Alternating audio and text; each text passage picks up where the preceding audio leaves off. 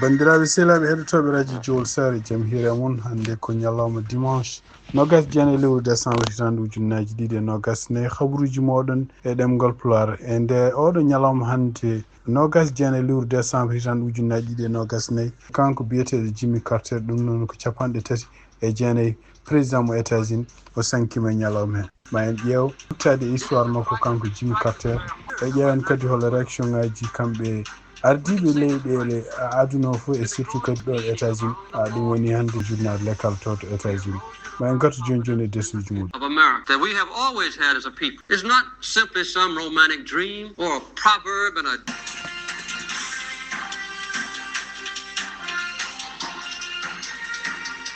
bandiraɓe sehlaɓe heɗotoɓe radio Jowol Sare jaam hiire moon binɗen ni ko hande ko États-Unis kabruji meɗen loppatuɗe e mayde kanko président Jimmy Carter ɓurɗi teskirede kanko Jimmy Carter ene wayno jibina koye ñande goho lewru octobre hitande ujunere e temedde jeenayyi e nogas e nayyi jibina ko toon to Georgia noon toon kadi o maayi ene wayno ko kanko maayi ko hande nogas jeenayyi lewru décembre hitande ujunnaji ɗiɗi e nogas e nayyi o mayri kadi kanko hoore makko o dañi duuɓi temedere ɗum noon e wayno ko fati jawdi ko oɗo saaha joni kanko Jimmy Carter wiyete wonde ko kanko ɓuri wonde neɗɗo basɗo e président ji Amérique o jogui tan ko million ngaji sappo kanko Jimmy Carter noon o ressodirno joom suudu makko wiyete ko Rosalynn Carter ene wayno kañum hoore maayi ko rawani maayi kadi kañum hoore mum ko taw eɓe gondi kamɓe ɗiɗi fof ɗiɗo duuɓi cakkiti kamɓe fof mbaɗa koye nokku hankkadi nokku ɗo ɓe mbiyata foftorde ɗamine wonande ɗaminade joomumen ko maayoɓe donc kanko Jimmy Carter mayde makko mo yara duuɓi temedere o ɗacci sukaɓe tato worɓe e ɓiɗɗo debbo ɗum noon ko ɗum woni ko haala sukaɓe tato ɓe kadi en goto wiyete ko John Williams walla Jack Carter jaarowo duuɓi capanɗe jeeɗiɗi e 5 oɗo saaha joni en goɗɗo kadi wiyete ko James Carter jaarowo duuɓi capanɗe jeeɗiɗi e ɗiɗi goɗɗo wiyete kañum hoore mum ko Donald Jeffrey Carter jaarowo duuɓi capanɗe jeeɗiɗi e ɓiɗɗo debbo kañum wiyete ko Emily Carter Lynn Carter jaarowo duuɓi capanɗe joyyi donc kanko Jimmy Carter o ko meeɗi wonde kanko hoore makko président mo États-Unis e ɗum noon ko hitande ujunere temedde jeenayyi e capanɗe jeeɗiɗi e jeeɗiɗi ha hitande ujunere temedde jeenayyi e capanɗe jeetati e goho ɗum noon ko mandat goto kanko hoore makko wonno vice président makko ko Walter Mondale caggal makko ene wayno ko caggal muɗum ko Ronald Reagan donc ko anda e makko kanko Jimmy Carter ko tugui nde o natti wonde président nde ha ñalawma o natti hankkadi wawde yaade o liggotono toujours ko gueɗe ɗe ganduɗa volontaire pour wallude ko surtout ko fate kissal e aduna he donc haade makko wonde président noon ene wayno ko kanko hoore makko tugui hitande ujunere temedde jeenayyi e capanɗe jeegom e tati ha hitande ujunere temedde jeegom e capanɗe jeegom e jeeɗiɗi kanko hoore makko wonno ko sénateur toon to Georgia député mo état mo Georgia tugui hitande ujunere temedde jeenayyi e capanɗe jeeɗiɗi e goho ha hitande ujunere temedde jeenayyi e capanɗe jeeɗiɗi e joyyi o wonno ko kanko hoore makko gouverneur mo Georgia e ɗum noon ko caggal gouverneur e nder ujunere temedde jeenayyi e capanɗe jeeɗiɗi jeeɗiɗi gonɗe no wonti président ɗum noon ko terme goto donc ko teskita e makko kanko Jimmy Carter ene wayno ko ɓuuri hewde président ji cakkitiɗi laamu e États-Unis ko sehilaamu makko ɗum noon ene holle ni oɗo saaha joni hono photo jo makko kanko président Jimmy Carter omo darde président George Bush mawɗo e président George Bush tokos omo darde kadi Barack Obama ene wonde kadi Jimmy hono wonde kadi hono kanko Bill Clinton ɗum noon ko toon to Maison Blanche ɗum ɗo fof kadi ko nde kanko Barack Obama nde o fuɗɗi laamande donc ko teskira tan ene wayno hay Donald Trump kadi ko sehilaamu mum gonno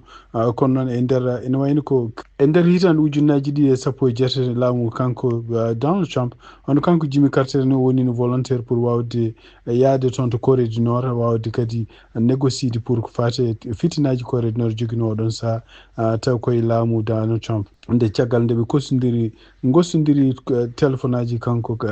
Jimmy Carter e laamu Donald Trump ka banggueji mabɓe ɗiɗi fof mbi wonde ko ɗum ɗo ko hunde ko ene wayno ko halluji moƴƴi kono ene wayno ko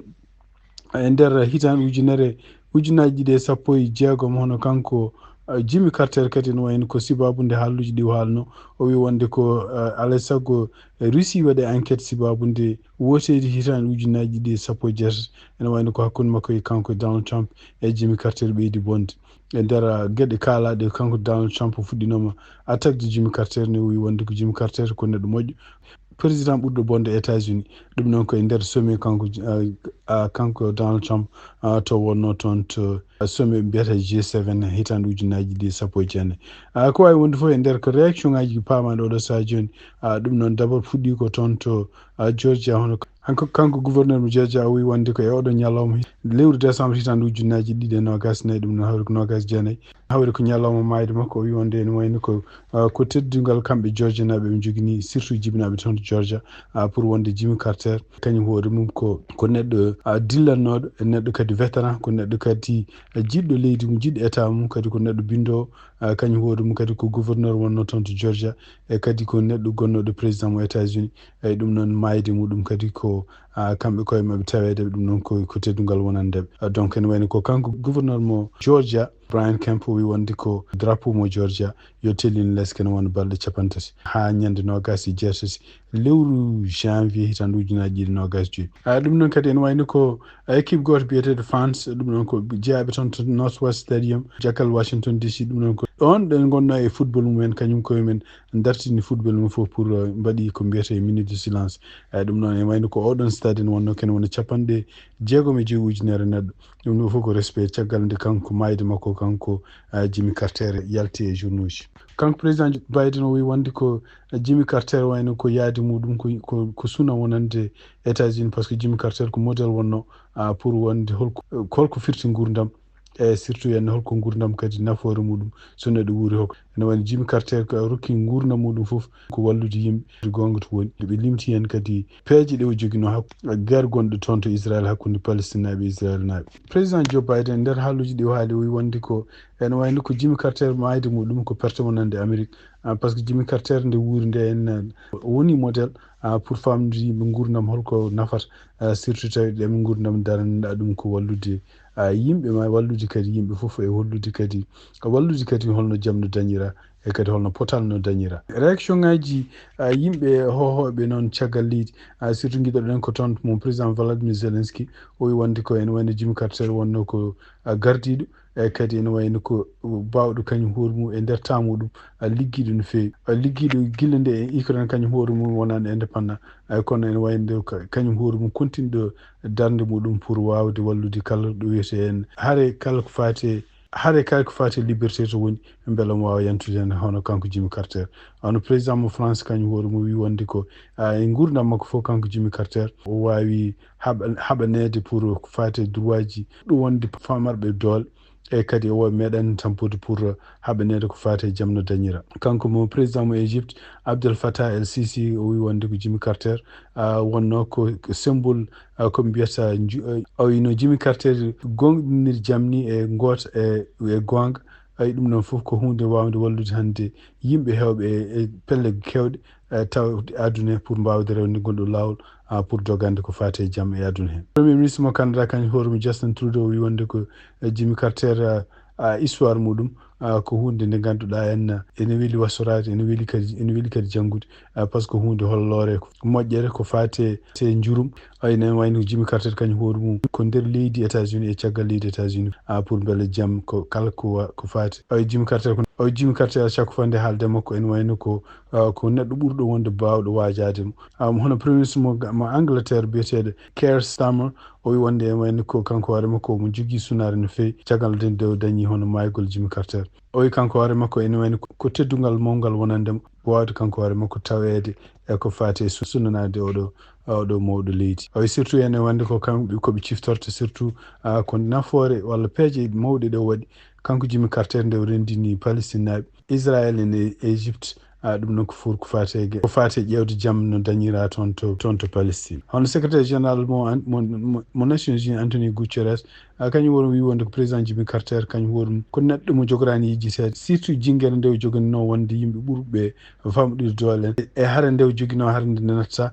pour ƴewde beele kala ko woni jaam e kala ko woni nafoore ne wawa aduna o fof ne wawa hebde ɗum hono kanko Antonio Guterres haali ɗum ko jiiɗa ɗum hono kamɓe ɗum noon direction navy siftindon tan kanko hoore makko Jimmy Carter ko vétéran navy wonno kamɓe koyemen ɓe mbaɗi célébration ɓe kaale makko haala mawka ɗum noon ko e nder konngol gomigol toon kanko chef opération navy biyeteɗo admiral Lisa Franceschi o wi wonde ko ene wayni ko hande ɓeɓe jogui sunare no fewi e surtout yenne neɗɗo jeenoɗo e mabɓe mayde muɗum e ɗum noon ne wayno ko gurdam makko kanko Jimmy Carter foof koɓe continueɓe toujours wasorade ɗum o holli dadiɓe navy cuusal o holliɓe kadi holno goto maɓɓe foof foti yiɗirde goɗɗon yiɗirde kadi ligguey muɗum kanko président Donald Trump noon ene wayno ko nder konngudi ɗo haali kanko no wi wonde ko omo holli respect mawɗo respect ɓurɗo towde wonande Jimmy Carter ɗum noon kanko hoore makko waɗi ɗum koye nder ko fate mayde makko noon ene wayno ko tugnade kadi ha hande habaruji gummiriɗi toon to Washington DC hono kanko Jimmy Carter ko fate guenays makko ɓe mbi wonde ko wonata waɗete toon ko toon Atlanta e wonde Washington DC fate gubbugol makko wonata ko gubbugol privé to plane ɗum noon koto Georgia tugnade kadi ene wayno ko centre makko kanko Jimmy Carter ko haali ene wayno force nationale gonɗo toon to capitaine régional ɗum noon ko toon to Georgia donc e tugnade kadi ha hande habaruji gummiri toon président ji keddiɗi guurɗi ha hande ɗiɗo fof ko invitaɓe yo tawe ko fate guenays makko ɗum noon ene jeeya hen Barack Obama no George Bush tokos Bill Clinton ɓeɗo fof ene wayno ko kañumen koyemumen mbaɗi réaction mawɗo wonande kanko Jimmy Carter mayde makko e surtout holko teskite makko kanko Jimmy Carter donc ko siftinde on tan ene wayno ko kanko Jimmy Carter kanko wonno 39 président mo États-Unis e kanko ko hoore makko kadi e nder ɗiɗo duuɓi ɗiɗi ɓennuɗi walla ndeɗo hitande ɓennude ko kanko tan heddinoɗo ɗon caggal nde joom suudu makko sankino e nder hitande ujunnaji ɗiɗi nogas tati ɗum noon ko ñaw ko mbiyata Parkinson disease ɗum noon ene wayno ko kanko hoore makko duyno toujours ko wiide wonde ko omo yiiɗi fadde ha o wawa wotande surtout Kamala Harris caggal nde woni candidat nde ɗum noon ko ɗum woni ene wayno nde woteji hitande mois de novembre ɓen o weltima no fewi sibabune surtout henne kanko hoore makko o dañde duuɓi temedere e kadi taw wotande au moins hayso ko debbo pour gurdam makko pour la première fois kadi ko debbo ɓalejo ko wawi wonde fof ene wayno ko kanko Jimmy Carter o maayi hande omo yaara e duuɓi temedere o maayi hande ko 29 lewru décembre hitande ujunnaji ɗiɗi e 29 toon to Atlanta Georgia is that I will lead our fight and I will enforce fairness in our struggle and I will ensure honesty. bandiraɓe sehlaɓe heɗotoɓe radio Jowol Sare ko ɗi habaruji min jogani noon hande e ɗemgal Pulaar ɗum noon ko siftinde on tan habaruji men hande fof koko fate cankogol kanko ancien président mo États-Unis Jimmy Carter cankoriɗo duuɓi temedere e oɗo ñalawma hande ɗo 29 lewru décembre hitande ujunnaji ɗiɗi e 29 toon to Atlanta Georgia ɗum noon yen mbaali jaam ha janggo koto so Allah jaaɓi on jarama.